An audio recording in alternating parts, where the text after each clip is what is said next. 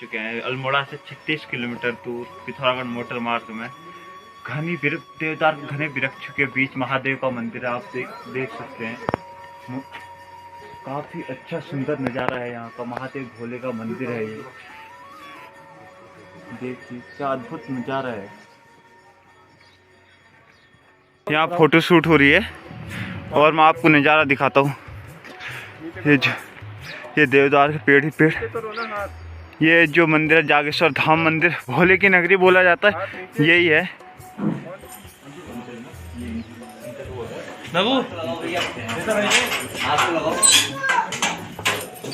अब पूरे मंदिर के ऐतिहासिक के बारे में हमारे छोटे भाई राजू बताएंगे कि क्या यहाँ है, क्या क्या है यहाँ का। ऐतिहासिक महत्व की तो जागेश्वर धाम बहुत ही ऐतिहासिक महत्व के लिए बहुत ही ज़्यादा प्राचीन मंदिर है। इसकी जड़ें जो है माता सती से जुड़ी हुई हैं।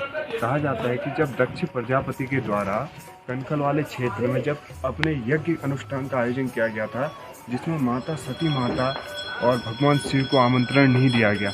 आमंत्रण न मिलने के बावजूद भी सती माता बिन बुलाए अपने पिताजी के घर दक्ष प्रजापति के वहाँ पहुँच गई, जहाँ विशाल यज्ञ का आयोजन किया गया था। जब उन्होंने वहाँ देखा कि उनके पति और उनके लिए वहाँ पर जगह नहीं है, तो उससे बहुत क्रोधित हुई, जिसके बाद माता सती और दक्ष प्रजापति के मध्य कुछ बहस होने लगी।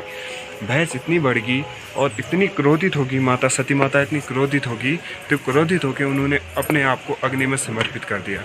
जैसे ही ये बात हमारे भोलेनाथ भोले प्रभु शिव शंकर को पता लगी, तो वह बहुत क्रोधित हुए और उन्होंने पूरे दक्ष प्रजापति के यज्ञ को तहस नहस कर दिया और सती माता की जो अग्नि में राख बन गई थी उसे अपने शरीर में लपेट करके इधर उधर दिगंबर रूप यानी नग्न अवस्था में घूमने लगे। घूमते घूमते कहीं वो नाचने लग जाते, कहीं पागलपन ऐसे करने लग जाते। देखते देखते देखते वो हर जगह रुके, लेकिन बाद में उन्हें ये जागेश्वर धाम, ये देखिए देवदार के घने वृक्षों के मध्य, जिन्हें संस्कृत में दारूवन वृक्ष के नाम से भी जाना जाता है। अगर जागेश्वर धाम की बात करें तो दारूवन नागेश के नाम से भी हमारे जागेश्वर धाम को जाना जाता है। इन्हीं दारूवन, इन्हीं देवदार के घने वृक्षों के मध्य हमारे भगवान शिव ने तपस्या की थी और उसी टाइम पे जब तपस्या कर रही थी तो उसी टाइम पे यहाँ पर सप्त ऋषियों का भी निवास था। सप्त ऋषि यज्ञ करते थे, उनके यहाँ यज्ञ अनुष्ठान चल रहा था, जिस यज्ञ अनुष्ठान के लिए उनकी 7 पत्नियाँ लकड़ियाँ लेने के लिए जंगल की ओर गई। जब वह जंगल की ओर गई, जंगल की ओर उन्होंने जाके देखा कि एक तपस्वी जिसने अपने शरीर में चीते की खाल लपेट रखी है, बाकी खाल लपेटे हुए, गले में सर्प की माला है, वह इतने सुंदर लग रहे थे कि जो सातों ऋषियों की पत्नियाँ थी वह उन पर मोहित हो गई और उन्हें अपनी ओर आकर्षित करने लगी भगवान शिव प्रभु को। और उन्होंने उनको आकर्षित करने के लिए बहुत देर तक नृत्य किया। वो नृत्य करते करते इतना थक गई थी कि वहीं पर बेहोश होकर गिर पड़ी। जैसे ही यह बात सप्त ऋषियों के देखा कि हमारी पत्नियां सुबह से गई हुई हैं, रात हो गई है, और दूसरा दिन शुरू होते ही जब वह सुबह अपनी पत्नियों को ढूंढने गए तो उन्होंने देखा कि हमारी पत्नियां बेहोश पड़ी हुई हैं, उनके कपड़े तितर बितर हो रखे हैं।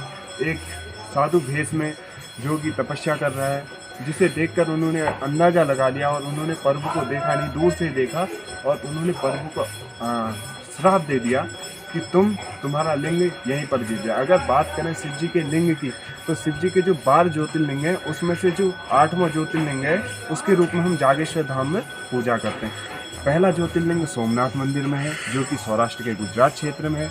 वहीं 8वें ज्योतिर्लिंग के रूप में भगवान केदारनाथ की पूजा होती है। ये देखिए महामृत्युंजय मंदिर है, यहीं पर भगवान शिव का 8वां ज्योतिर्लिंग स्थापित किया गया है। अगर बात करें 11वें ज्योतिर्लिंग के रूप में, तो 11वें ज्योतिर्लिंग के रूप में भगवान केदार को पूजा जाता है, केदारनाथ भगवान जी को पूजा जाता है। अगर बात करें लिंग पूजा की शुरुआत कहाँ से हुई, तो लिंग पूजा की जो शुरुआत हुई थी वह यही इसी जागेश्वर क्षेत्र से हुई थी।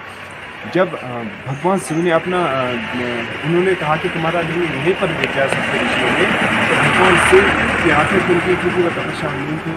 तो भगवान शिव ने कहा कि देखो आप सप्त ऋषियों ने, मैंने ऐसा कुछ किया नहीं है, पर आपने मेरी इस अवस्था को देखकर मुझे श्राप दे दिया है। जिसके बाद भगवान शिव ने अपना लिंग वहीं पर त्याग दिया और सप्त ऋषियों को आशीर्वाद दिया कि आप तारे के रूप में आकाश में हमेशा जगमगाते रहेंगे। आप आज भी देखते होंगे कि उत्तर दिशा में सप्त ऋषि हमेशा चमकते रहते हैं, जो तारों के रूप में हम उनकी पूजा भी करते हैं। बाद में उस तेज के कारण, लिंग के तेज के कारण, लिंग के भार को पृथ्वी माता समाहित नहीं कर सकी अपने अंदर भार को ग्रहण नहीं कर सकी, जिसके बाद हाहाकार मच गया पूरी सृष्टि में। और हाहाकार मचने के कारण बाद में सबसे कहा गया कि ब्रह्मा जी की तपस्या करें। सब लोगों ने ब्रह्मा जी की तपस्या की, सप्त ऋषियों को भी प्रायश्चित के कारण ब्रह्मा जी की तपस्या करनी पड़ी।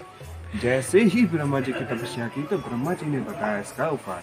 ब्रह्मा जी ने कहा कि इस लिंग का सिर्फ एक ही उपाय है, इस लिंग के तेज को सिर्फ एक ही इंसान कम कर सकता है, वो है हमारी माँ पार्वती।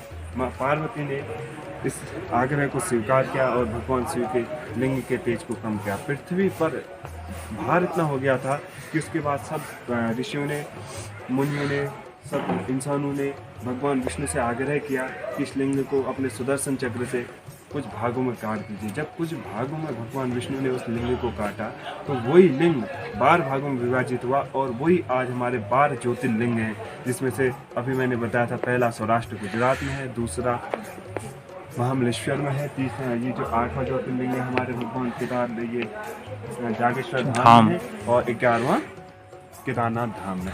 तो इसकी ऐतिहासिक महत्व के बारे में ये है। पर लिंग पूजा की शुरुआत जो हुई थी भगवान केदारनाथ के धाम से ही हुई थी। ये देखिए जागेश्वर धाम लगभग 125 मंदिरों का समूह है। इसमें से 5 मंदिरों में अभी भी लगातार पूजा होते रहती है। छोटे बड़े मंदिर लगभग 125 मंदिर हैं। कहा जाता है कि कत्यूरी राजाओं के समय में कत्यूरी राजा शालिवाहन देव ने एक रात में सभी मंदिरों का निर्माण किया था। लेकिन भारतीय पुरातत्व विभाग की बात करें तो भारतीय पुरातत्व विभाग का मानना है कि इस मंदिर का निर्माण, जागेश्वर धाम का निर्माण टाइम पे होता था। कत्यूरी काल में भी हुआ, वहीं चंद्रकाल में भी हुआ, उत्तर कत्यूरी काल में भी इसका निर्माण किया गया। बात करें अगर हम सबसे प्राचीन मंदिर की तो आप देख सकते हैं महामृत्युंजय मंदिर। महामृत्युंजय मंदिर को देख पा रहे हैं। जागेश्वर धाम में जो सबसे प्राचीन मंदिर है वो यही जागेश्वर महामृत्युंजय मंदिर है। और आप श्रद्धा को देखिए, श्रद्धालुओं ने घंटी बजा के टूट भी गई, इतनी भारी घंटी, इतना मोटा लोहा। देखिए ये हमारे महामृत्युंजय मंदिर का प्रवेश द्वार है। प्रवेश द्वार में आप देख सकते हैं अंदर नंदी विराजमान है। भगवान शिव ने आशीर्वाद दिया था कि अगर भगवान नंदी के अगर कान में कोई भी बात कही जाए तो वो सबसे पहले भगवान शिव के पास जाएगी। इसलिए श्रद्धापूर्वक लोग भगवान नंदी जी के कान में भी बोलते हैं।